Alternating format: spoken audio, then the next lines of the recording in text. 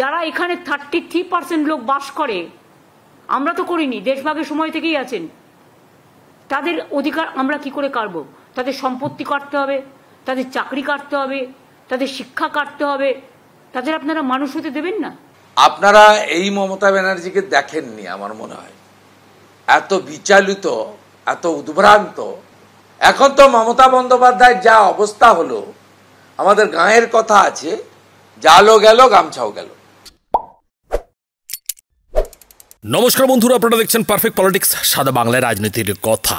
বন্ধুরা, বিরোধী দলনেতা শুভেন্দু অধিকারীর কথা শুনলেন। তিনি যেটা বলছেন যে মমতা বন্দ্যোপাধ্যায়ের এখন এমন অবস্থা হলো যে গায়ের সেই যে কথা আছে না, যে জালও গেল গামছাও গেল, তো সেই রকম একটা অবস্থা হয়েছে।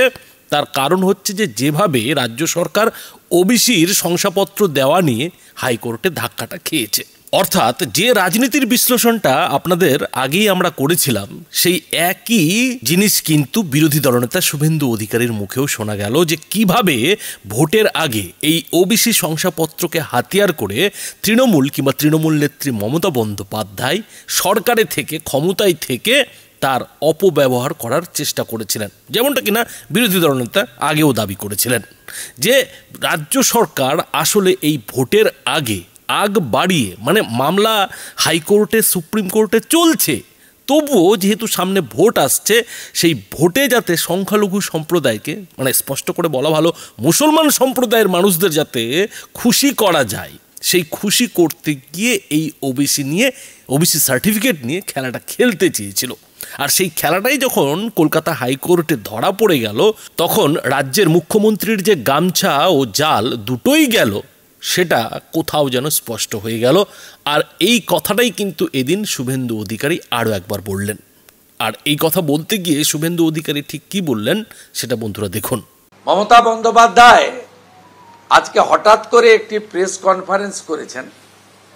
আপনারা এই মমতা ব্যানার্জিকে দেখেননি আমার মনে হয়, এত বিচলিত, এত উদ্ভ্রান্ত কেন? তার কারণ এক হচ্ছে গতকাল ওবিসির ইন্টারিম স্টে অর্ডার। কারণ উনি জানেন 17% হিন্দু ওবিসি ওনার বাইরে চলে গেছে, উনি অধিকার কাটতে গেছিলেন। আবার অন্যদিকে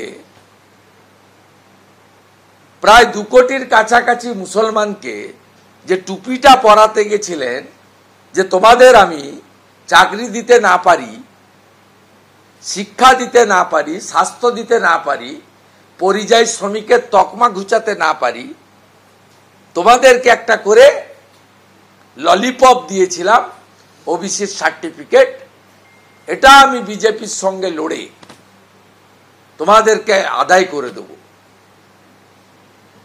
এখন তো মমতা বন্দ্যোপাধ্যায়ের যা অবস্থা হলো, আমাদের গাঁয়ের কথা আছে, জালও গেল গামছাও গেল। অর্থাৎ 17% হিন্দু ওবিসি, মাহিষ্য সমাজ, কুর্মী সমাজ, যাদব সমাজ, আগরি সমাজ, তিলি তেলি, কুম্ভকার, স্বর্ণকার, মালাকার, নাপিত, এরা তো গেলই, এরা বুঝে গেছে। আর সাথে সাথে মুসলিমদের যে সর্বনাশটা করলো, তারা হয়তো জেনারেল ক্যাটাগরিতেই লড়ে শিক্ষা নিয়ে, মেধা দিয়ে, তারাও, তাদের মধ্যেও তো অনেকে বড় বড় জায়গায় যান শিক্ষা দিয়ে, আইএস আইপিএস হন, জুডিশিয়ারিতে যান, ডাক্তার ইঞ্জিনিয়ার হন, তাদেরকেও সর্বনাশটাই মুখ্যমন্ত্রী করলো, এটা প্রমাণিত হয়েছে, তাই ঘাবড়ে আছে। তার মানে বন্ধুরা বুঝতেই পারছেন যে কিভাবে এই যে ওবিসি শংসাপত্র দেওয়া নিয়ে মুখ্যমন্ত্রী মমতা বন্দ্যোপাধ্যায় যে রণকৌশলটা দিয়েছিলেন, সেই রণকৌশলটা হাইকোর্টের অন্তর্বর্তী নির্দেশের পরে, অন্তর্বর্তী স্থগিতাদেশের ফলে পুরোপুরিভাবে হাঁটু জলে চলে গেছে, পুরোপুরিভাবে ব্যর্থ হয়ে গেছে। কেননা ভোটের আগে যে আর এই ওবিসি শংসাপত্রকে নিয়ে কোনো খেলা যাবে না, সেটা কিন্তু আপাতত এই হাইকোর্টের যে অন্তর্বর্তী নির্দেশ, সেই নির্দেশের ফলে প্রায় স্পষ্ট হয়ে গেছে। যদিও আগামী মাসেই আবার সুপ্রিম কোর্টে মামলাটির শুনানি রয়েছে, কিন্তু বিরোধী দলনেতা শুভেন্দু অধিকারী মনে করছেন যে হাইকোর্ট যে রায়টা দিয়েছে, অন্তর্বর্তী নির্দেশটা দিয়েছে, সেই নির্দেশই সুপ্রিম কোর্টও কিন্তু বহাল থাকবে। এখন শুভেন্দু অধিকারী যেটা মনে করছেন সেটা ভবিষ্যতে কি হবে সেটা পরের কথা, কিন্তু এদিন শুভেন্দু অধিকারী যে অভিযোগগুলো যে দাবিগুলো করেছিলেন সেটা যে কার্যত মমতা বন্দ্যোপাধ্যায় স্বীকার করে নিয়েছেন, বলতে বাধ্য হয়েছেন যে সত্যি সত্যি ওবিসি সার্টিফিকেটটা তিনি মুসলিম সম্প্রদায়ের মানুষদের ভালোর জন্য করতে চেয়েছিলেন সেটা কিন্তু স্বীকার করে নিয়েছেন। তাকে স্বীকার করতে বাধ্য হতে হয়েছে যে ওবিসি সার্টিফিকেটটা তিনি কাদের জন্য, কাদের সুবিধার জন্য বেশি করে করতে চেয়েছিলেন, এবং সেই কথা তিনি ঢোক গিলে হলেও নবান্নের সাংবাদিক বৈঠকে কিন্তু আজকে স্বীকার করে নিয়েছেন। আর স্বীকার করতে গিয়ে তিনি ঠিক কি বলেছেন বন্ধুরা দেখুন। যারা এখানে 33% লোক বাস করে, আমরা তো করিনি, দেশভাগের সময় থেকেই আছেন, তাদের অধিকার আমরা কি করে কাটব? তাদের সম্পত্তি কাটতে হবে, তাদের চাকরি কাটতে হবে, তাদের শিক্ষা কাটতে হবে, তাদের আপনারা মানুষ হতে দেবেন না, মানুষের মতো মানুষ হিসেবে গড়ে তুলবেন না। তাও যেটা করেছিল তাতেও আপনাদের বলেছিলাম, তার মধ্যে 60 কাস্ট ছিল নন মুসলিমস। মুসলিম দেখলে আপনাদের গায়ে জ্বালা করে সেটা আমি জানি। তা নেতাজি সুভাষচন্দ্র বোসের রাইট হ্যান্ড কে ছিলেন? শাহনওয়াজ খান। আপনারা বলতে আমায় বাধ্য করছেন। তাজমহল তো তৈরি করেছিলেন কে? শাহজাহান। কি করে ইতিহাসটাকে মুছবেন বলুন?